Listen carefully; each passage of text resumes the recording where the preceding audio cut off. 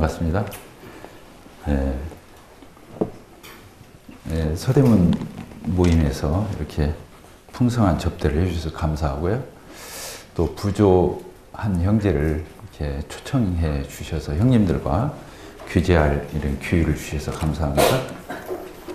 참 특송이 네 분인데 한 40명이 하는 것 같은 그 느낌을 받았습니다. 강약이 아주 참 좋고요.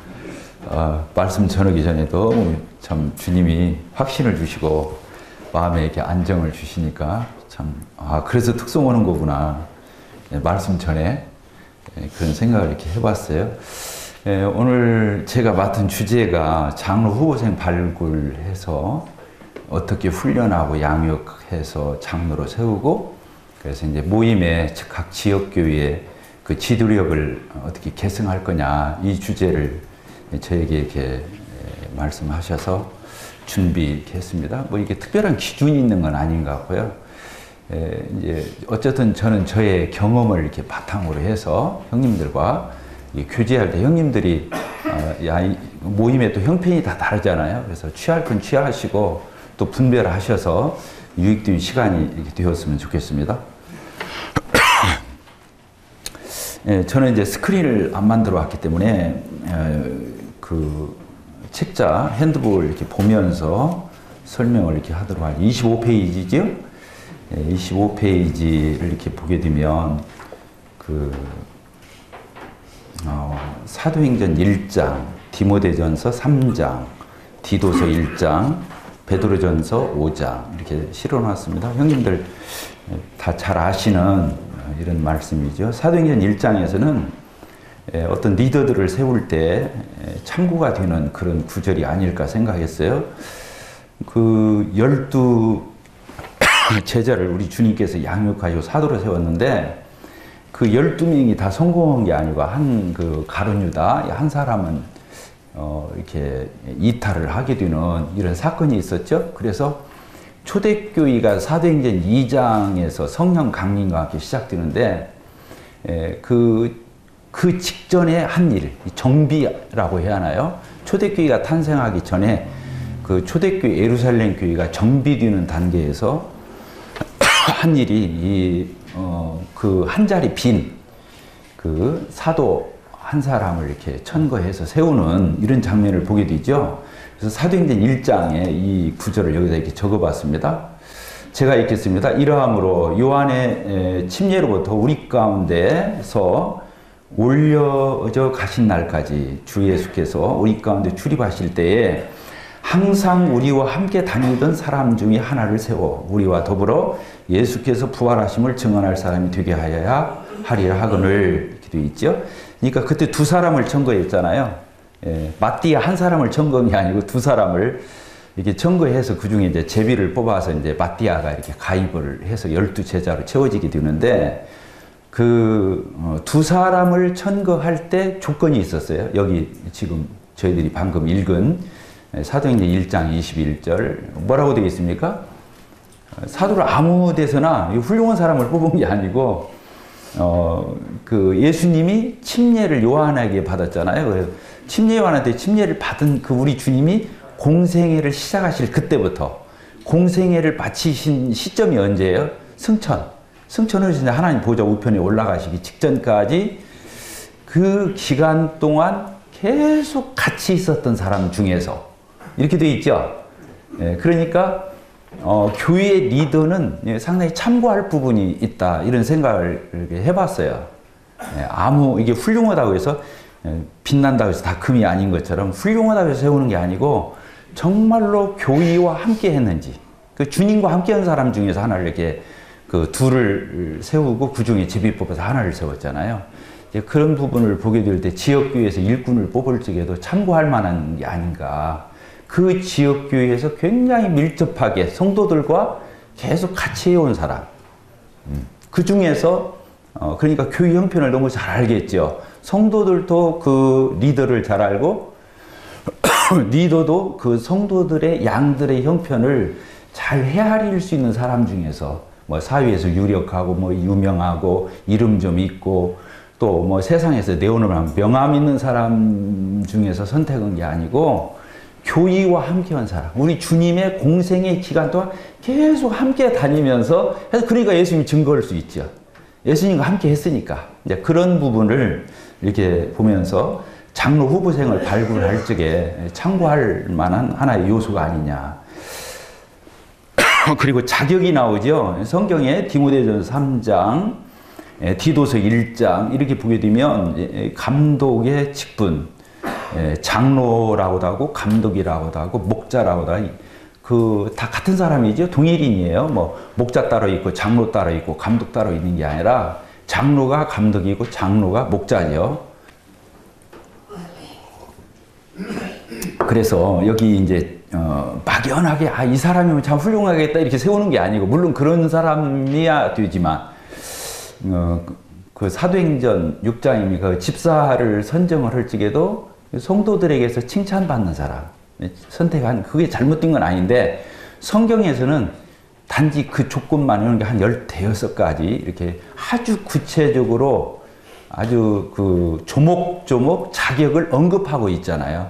이렇게 완벽한 사람 세워라 그러면 뭐 사도 바울도 장로가 되기 어렵겠죠. 그런데 어쨌든 성도들에게 무리 없이 존경받고 따를 만한 그렇게 본이 되는 사람인데 이 자격 요건을 갖춘 사람 중에서 선정할 것을 이렇게 표현하고 있죠.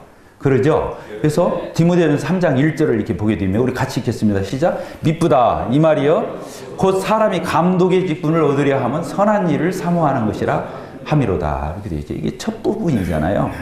어떤 면에 자격 속에는 안 들어가 있죠. 2절부터 그러므로 감독은 책망할 것이고 하나님의 남편, 절제, 신중, 단정, 나그네 대접, 가르치기 잘하고 술을 즐기지 않고 구타하지 않고 오직 관용하고 다투지 않고 돈을 사랑하지 않고 자기 집을 잘 다스려 자녀들 모든 공손함으로 복종하게 하는 자라 할지며 자기 집을 다스리자 알지 못하면 어찌 하나님의 교회를 돌아버리요.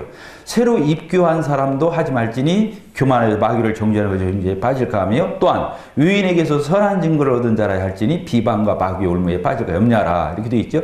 근데 이 1절이 정말로 중요하다는 생각을 했어요. 왜 이것을 장로들 자격 한 15가지 앞에다 뒀을까 이런 생각을 했을 적에 저희들이 장로 후보를 이렇게 물색할 때 또 마음에 두고 기도할 때 이 부분은 굉장히 중요하다. 장로의 감투로 생각하는 사람, 장로를 어떤 지위로 생각하는 사람, 장로를 어떤 명함에다 기록하는 하나의 어떤 신분으로 생각하는 사람은 되겠어요? 안 되겠어요? 야심이잖아요. 야심, 소원이 아니잖아요. 야심이거든요. 그런 사람은 어떤 면으로는 그런 사람을 선발을 얘기하는 그 사람은 경계해야 될 대상이죠. 그럼 어떤 사람을 선정해야 됩니까? 감독의 직분을 삼오는 게 아니라 선한 일을 삼오는 사람. 선한 일을 삼오는 사람. 이 선한 일을 하고 싶어서 못 견디는 사람. 할 수만 있으면 그걸 밝히면서 그렇게 하고자 하는 사람. 그렇죠. 주님이 맡기신 이 일꾼의 일을 하게 될 적에 소원이 없는데 한다고 생각해 보세요. 시키시는 하나님도 주님도 어렵겠지만 본인은 얼마나 어렵겠어요. 하고 싶지 않은데 그걸 해야 한다는 게 정말로 뭐 고역이고 그건 참 뭐예요. 정말 힘든 일이겠죠. 근데 좋아서 오는 사람, 좋아서 오는 사람을 당할 수가 없죠. 어떤 사람이 책임감 가지고 오는 사람이 있고요. 그 다음에 그래서 책임감, 의무감으로 하는 사람이 있고 또 두 번째는 유능해서 하는 사람이 있잖아요. 어떤 일을 잘해. 유능해서 하는 사람이에요. 근데 누구를 못 따라가요? 좋아서 하는 사람을 따라갈 수가 없죠. 그래요? 안 그래요? 그러죠? 네. 좋아서 하는, 여기 지금 그 말이거든요. 주님 일을 하고 싶어서 뽑기한대라 하고 그냥 그 일을 그렇게 사모하고 밝히고 그렇게 하는 사람을 택해라. 이렇게 되어 있습니다. 선한 일이 뭐겠어요? 선한 일은 도덕윤리적으로 선한 일 이런 뜻이 아니고 하나님께서 바라고 원하는 일 그 뜻이겠죠. 하나님이 기대하시고 하나님이 바라시고 하나님이 참 그 원하고 바라시는 그런 일을 하는 걸 선한 일이라고 하는 거잖아요. 그래서 그 일을 하고 싶어라. 막 어떤 면에 자기 일 제쳐놓고라도 우선순위 너희는 먼저 그의 나라와 의를 구하라. 그러면 내가 이 모든 걸 너에게 더 하시리라. 그런 것처럼 먼저 그 일을 하려고 하는 사람. 자기 살림 다 챙기고 자기 앞가림 다 하고 나중에서 남으면 취미생활 하듯이 주님 일 하는 거 이런 건 아니잖아요. 이제 그런 어떤 의미가 있다 이런 생각을 하게 되었습니다. 그래서 디도서 1장에서도 이게 써 있죠. 내가 너를 디도를 그레데 섬에 이렇게 남겨둔 이유는 남은 일을 정리하고 내가 뭐라고 그랬어요? 명한 대로 각 성마다 뭐라고 했죠? 각 지역교회마다 장로들, 복수목회라고 하는 걸 우리가 오전 시간에 들었습니다. 장로들을 세우게 하려 함이니 그러면서 장로의 자격을 말하다가 7절에서 감독은 장로가 감독이라는 것을 우리가 여기서 알 수 있죠. 사도행전 20장에서 그래서 에베소 교회 장로들을 청해서 이제 이 말을 하면서 성령이 그 양떼들 가운데서 너희를 뭐라고 했어요? 감독자로 이게 장로가 감독인 것을 알죠. 그래서 양을 하나님이 자기 피로 사신 교회를 돌아보게 하셨다. 그 돌아보게 했다는 게 목자거든요. 목자, 목양. 그러니까 장로가 감독이고 목자인 것을 우리는 알 수 있죠. 그렇죠? 예. 그리고 베드로전서 디도서 1장 9절 끝부분 그 유인물에 보게 되면 우리 같이 한번 읽어볼까요? 시작. 밑분 말씀의 가르침을 그대로 지켜야 하리니 이는 능히 바른 교훈으로 경면하고 거슬러 말하는 자들을 책망하게 하려 하며 왜 장로나 감독이 자격을 갖춰야 되느냐? 이것 때문에 그렇다는 거예요. 그 사람이 이렇게 자격을 갖추고 또 그 하나님의 말씀을 그대로 이렇게 실제로 사는 삶을 살아야 되는데 그 이유가 뭐냐? 성도들이 본이 돼서 그걸 보고 따라오기도 하지만 교회에는 이렇게 어그러진 사람들이 있잖아요. 여기 보니까 능히 바른 교훈으로 잘못된 사람들을 교정해주고 권면해주고 충고해주고 또 때로는 징계도 하고 거슬러 말하는 자들을 또 책망하고 훈계해야 되고 하기 때문에 이 자격을 갖추지 않고는 이렇게 할 수 없다. 그러니까 이런 자격을 이렇게 말씀하고 있는 것으로 이렇게 보여집니다. 베드로전서 5장에서는요, 장로들의 어떤 태도, 자격이라기보다도 양들을 돌아보는 데 있어서 어떤 태도를 해야 되느냐, 그런 걸 언급하고 있다고 보여집니다. 5장 1절. 너희 중 장로들에게 권하노니 나는 함께 장로된 자요 그리스도의 고난의 증인이요 나타날 영광에 참여할 자로다. 너희 중에 있는, 이제 여기 나오죠. 너희 중에 있는 하나님의 양무리를 치되. 이게 이제 목자잖아요. 장로가 목자라는 걸 또 알 수 있고요. 뭐라고 그랬습니까? 양무리를 치는데 억지로 하지 말고. 아까 소원이 있어야 된다고 한 것처럼 억지로 하지 말고. 어떻게 하라고요? 하나님의 뜻을 좇아서 자원함으로 하며. 이 자원은 스스로 속에서 우러나서 이렇게 해야 된다고 하는 거. 그리고 또 두 번째 경계가 나오죠. 더러운 이득을 위하여 하지 말고 기꺼이 하며. 주님을 섬기는데 교회를 이용하거나 주님을 이용하거나 해서 자기 사리사욕을 챙기거나 그런 걸 채우면 안 되겠죠. 이 거룩한 일을, 이 고귀한 일을 그런 동기로 해서는 안 되기 때문에 더러운 이득을 위해서 하지 말고 기꺼이 해야 한다. 세 번째 또 나오죠. 맡은 자들. 이 양들을 뭐라고 말했습니까? 주장하는 태도로 그 자세로 하지 말고 양들을 막 우지자지하고 막 이렇게 강요하는 인상, 어떤 억압하는 인상 이렇게 하지 말고 양들을 어떻게 하라고 그랬어요? 본이 되어서 따라오도록. 본이 되어서 따라오도록 이렇게 하는 게 이 자세가 이렇게 써 있습니다. 자, 1번 보도록 하겠습니다. 장로를 세우는 일에 있어서 유의할 점. 몇 가지를 써놨습니까? 장로를 세우는데 몇 가지를 우리가 마음에 둬야 한다. 9가지, 10가지인가요? 10가지를 써놔요. 첫 번째가 뭡니까? 이 장로는 교회의 리더잖아요. 교회의 인도자인데, 리더는 그 사람 하나의 어떤 행불 또 어떤 성패만 좌우하는 게 아니고 그 사람이 있는 그 공동체를 좌우하기 때문에 정말 신중해야 하잖아요. 그 사람이 실패하면 그 사람 하나만 실패하는 게 아니고 그 사람이 불행해지면 그 사람으로 인해서 불행해지면 온 교회가 불행해지잖아요.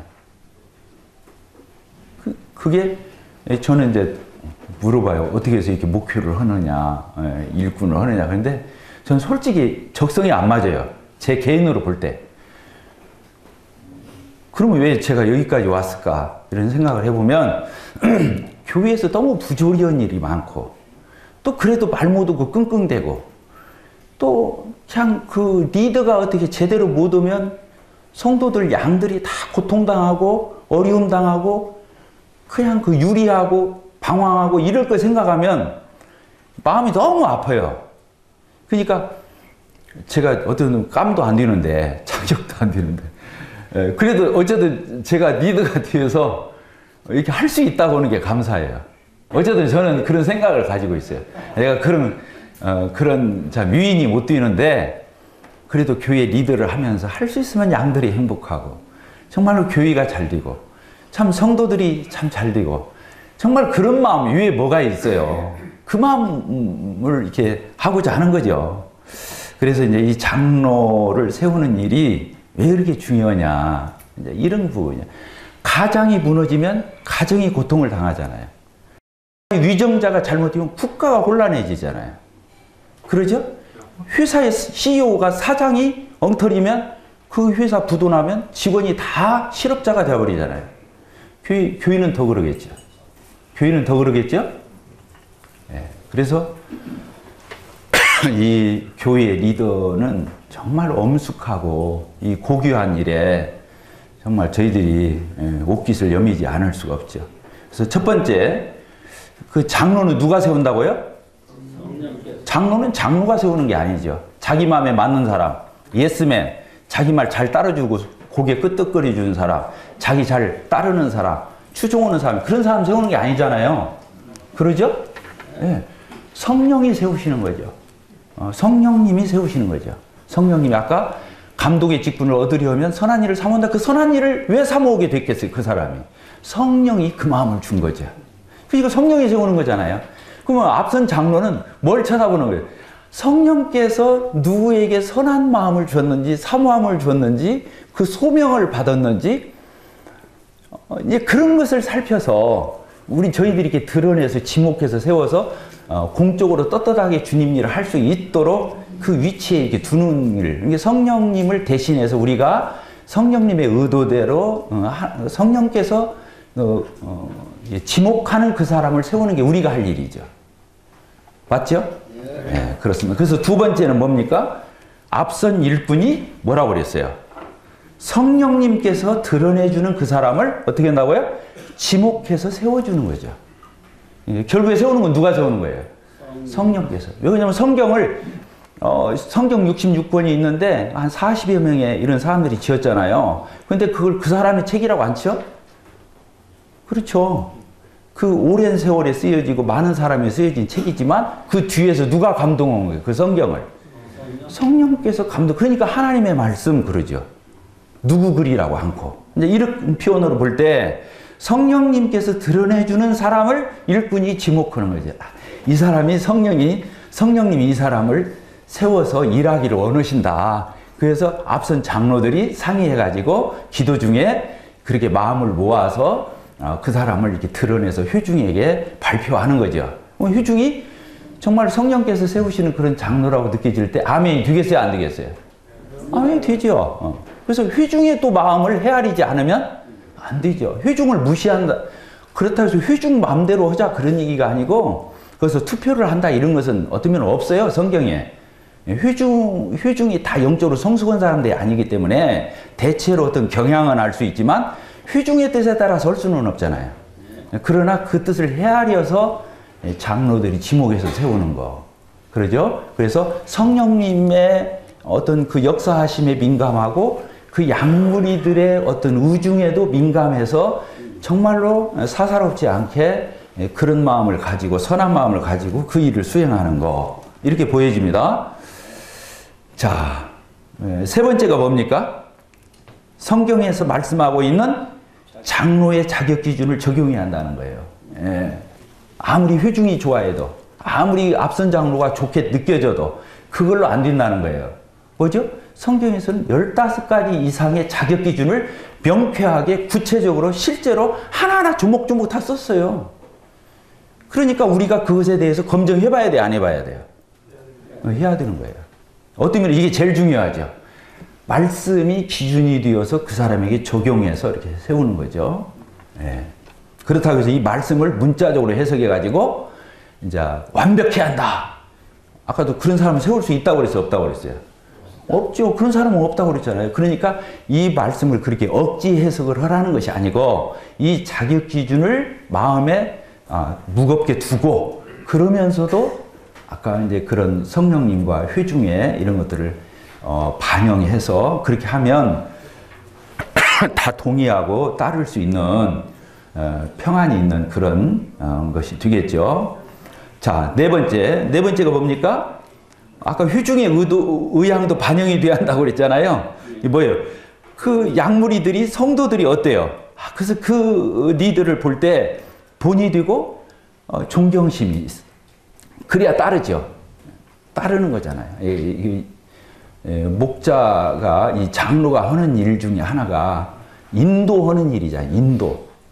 목자가 양을 인도하듯이 그 인도할 적에 안 따라오면 되겠어요?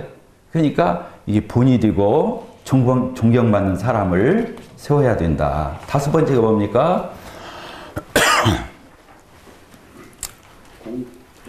같이 한번 읽어봅시다. 시작. 장로를 교회 가운데 공적으로 세운다. 예, 성경에서는 공적으로 세웠어요.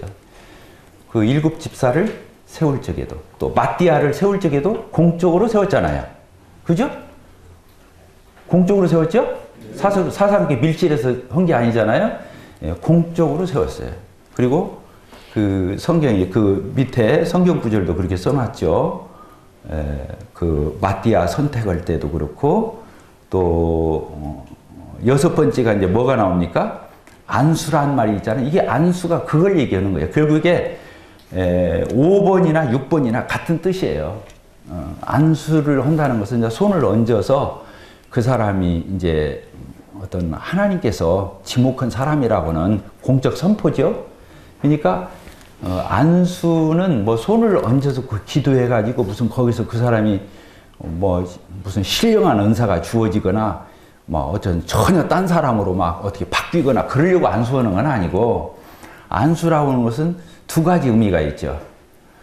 공적으로 모든 회중이 인지할 수 있도록 그 사람을 지목해서 드러내서 광고하는 광고의 효과가 있죠. 따랐습니다. 광고. 교회에서 공적으로 이 사람은 오늘부터 교회의 장로로 일하게 될 것입니다라는 공적 선포예요. 임명이에요. 임명. 임명이란 말이 좋겠죠? 임명이에요. 그러니까 공적으로 해야 돼요. 어느 모임에 가보면 그런 경우가 있어요. 이 교회 장로 형제님이 누구십니까? 우리 교회는 장로가 없어요. 그럼 장로 일을 하는 사람도 없냐? 있다고 그래요. 그때는 몇 명이 나와요. 근데 공적으로 세운 적이 없어요. 그러면 되겠어요? 안 되겠어요? 안 되는 거죠. 마치 그게 겸손인 것 같고 우리 교인은 그런 장로 집사를 공적으로 안 세우니까 더 신령한 것 같은 그거 아니죠. 성경대로 앉는 거죠. 두 번째 안수라고 하는 것은 어떤 의미가 있냐? 위임이라는 의미가 있어요. 위임. 따라서 합시다. 위임. 위임이 뭐냐면 앞선 장로들이 지금 장로 일을 하는데 자, 같이 하겠다.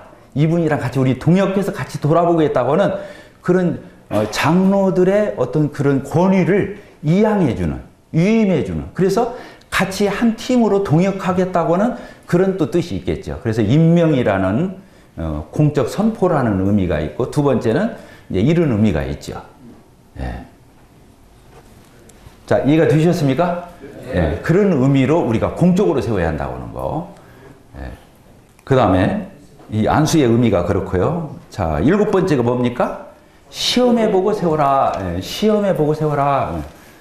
예. 이건 검증을 얘기하는 거죠. 체크해보라는 거예요. 예. 심사숙고해보라는 거잖아요.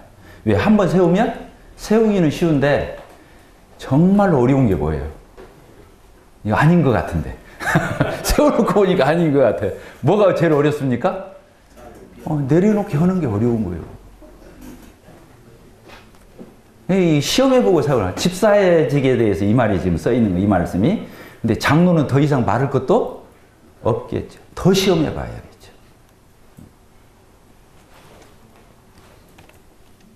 그 해를 교위가 입으니까요. 그리고 8번 뭐라고 했습니까? 경솔히 안수하지, 같은 의미죠. 시험해 보세요라는 말은 경솔히 안수하지 말라 이 말과 거의 같은 이렇게 분별로 이렇게 보여집니다. 경솔히 안수하지 말라. 결국에 그 잘못 세워서 교위가 어려워진다면 그 세운 장로의 책임이 없다고 할 수 없겠죠. 자, 9번째 뭐라고 되어 있습니까? 편견 없이 공정하고 투명하게 세워라. 예. 그래야 교회에 일꾼을 세우고도 말썽이 없겠죠. 제가 이제 교회 장로 제가 이제 개척을 했다고 했잖아요. 저희 원골 송천교회 개척을 18년 전에 했어요. 10월 첫 주에 저희가 나왔으니까 지금 10월 셋째 주인가요? 그러니까 지금 저희가 만 18년 됐어요, 지금. 근데 장로를 세울 때마다 형제들이 떠났어요. 한 명 세우면 한 명 떠나고, 2명 세우면 2명 떠나고 그러더라고. 세움이 되지 않은 형제들은 의식하고 있다가 떠나더라고요. 그게 아닌 증거죠. 안 세우기 잘한 거잖아요. 떠나니까 세웠어야 되는 거예요? 그렇다면 아닌 거잖아요. 그래서 이제 그런 것들을 이렇게 보게 되는데, 그렇습니다. 그래서 편견 없이 투명하게 해서, 그래서 교인은 전혀 흔들림이 없었어요. 한 사람도. 그 당사자 말고는. 이제 그게 이런 거였겠죠. 공정하고 투명했기 때문에 그랬다. 저는 그렇게 봅니다. 예. 그 다음에 10번째가 뭡니까? 주의 인도함 따라 세우지만 계속적으로 그 사람이 장로 일을 하고 안 하고는 누구에게 달려있다는 거예요? 그것도 주님께 있더라. 이런 그 소위를 갖게 돼요. 결국에는 누가 쓰시는 거죠? 우리를? 주님이 쓰시는 거죠. 예, 그렇습니다. 그래서 너무 장로를 세우는데 심사숙고해야 하지만 너무 하는 건 성경적이 아니다. 왜? 아닐 적에는 누가 아니다고 할 거니까. 중간에라도, 언제라도. 주님께서 아니다고 하실 수 있는 거거든요.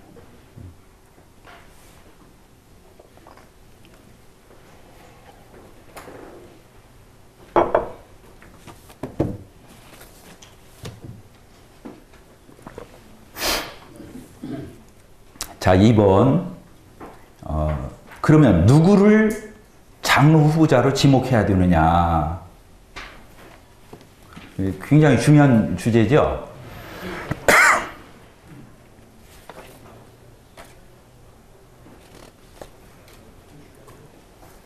1번 같이 한번 읽어봅시다. 시작. 실제로 교회 사역의 현장에서 검증되어야 할, 그렇게 써놨죠? 그러니까 이게 제일 중요하죠. 저희들이 이제 교회 어떤 목회자지요. 우리는 장로가 목회자잖아요.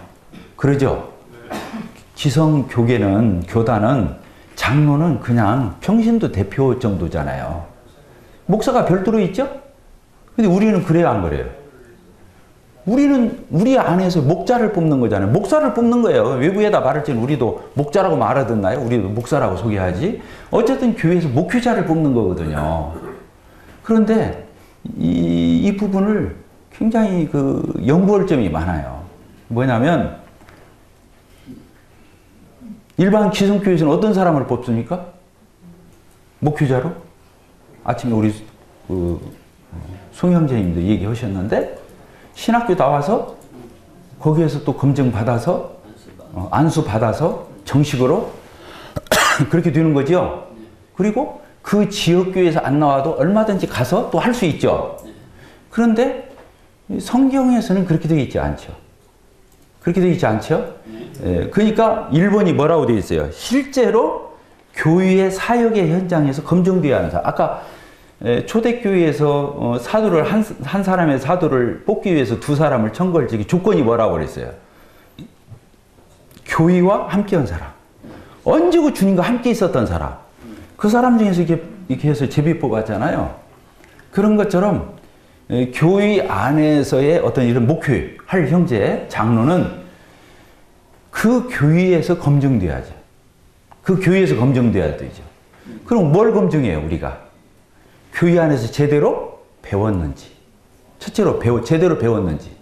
2번째, 실제로 교회 사역에서 실제로 사역했는지. 은사를 따라서 또 부서나 기관이나 은사를 따라서 할 수 있는 일들이 많이 있잖아요. 그러면 지역교회 안에서 정말로 그런 일을 얼마나 잘 수행하고 충성스럽게 했는지, 또 인격적으로 마찰 없이 그런 것들을 잘 수행했는지, 이런 것들을 전반적으로 검증을 해야 되잖아요. 그러면 실수가 있겠어요, 없겠어요? 전혀 모르는 사람을 데리다가 장로로 세우니까 이게 문제가 되는 거잖아요. 언감생심이니까. 그래요, 안 그래요? 네. 근데 그 안에서 충분히 검증된 사람, 인격적으로나 가르침으로나 사역으로나 열매로나 전인격적으로 총체적으로 포괄적으로 그것이 검증된 사람을 지목, 그게 실수가 없겠죠. 그래도 없을 거 아니겠어요? 그래서 1번이 정말로 중요하다. 그래서 각 부서에서 주일학기면 주일학교, 학생부, 청년부, 뭐 자매회, 아니면 여러 은사 파트에서 그 사람이 이 그라운드, 실제적인 교회의 사역의 현장에 이 그라운드에서 어떻게 사역했냐, 이것을 면밀히 검토해야 하는 거죠. 1번이 그래서 제일 중요하다고 이렇게 보여집니다. 자, 두 번째, 뭐라고 되어 있어요? 성경의 장로 자격에 부합하는지.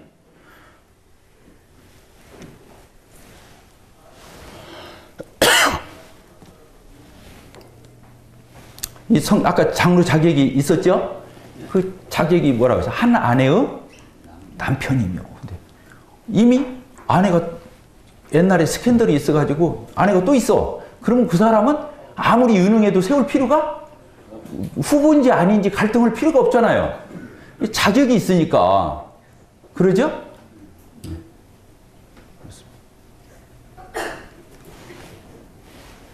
그다음 세 번째 뭐라고 되어 있습니까? 열매를 확인해 보라, 이렇게 되어 있습니다.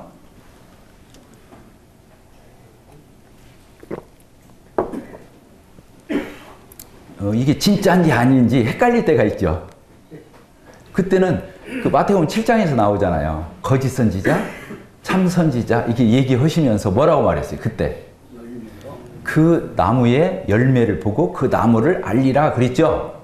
그렇게 써 있잖아요. 다른 것은 다 위조할 수 있어요. 다 그런 척 할 수 있어요. 그런데 무엇만 위조를 못해요?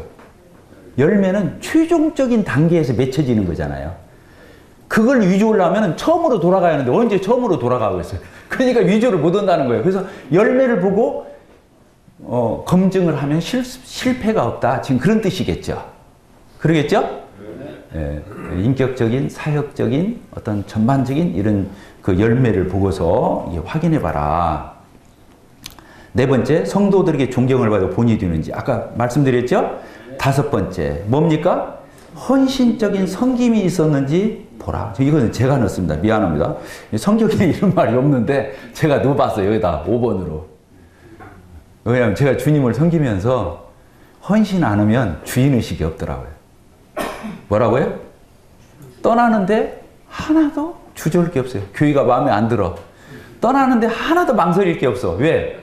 투자한 것이 없어요. 헌신은 네 물질이 있는 거에 네 마음이 있다고 그랬죠? 헌신한 사람. 물론 없는 사람은 상관없어요. 물질이 없는데 헌신 못 하는 거예요. 할 수 있는 대로 하면 되는 거지 뭐. 그러나 자기 차 사고 집 사고 다 장만해놓고 나중에 끝에 가서 뭐예요?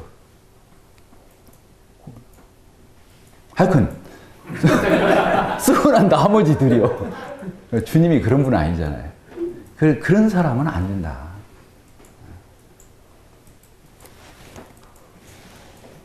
그러죠? 자, 3번. 그러면 어떻게 양육하며 훈련하는가? 이것은 다음 시간에 하도록 하겠습니다. 시간이 되어서 이렇게 하겠습니다. 1교시, 3교시 마치겠습니다.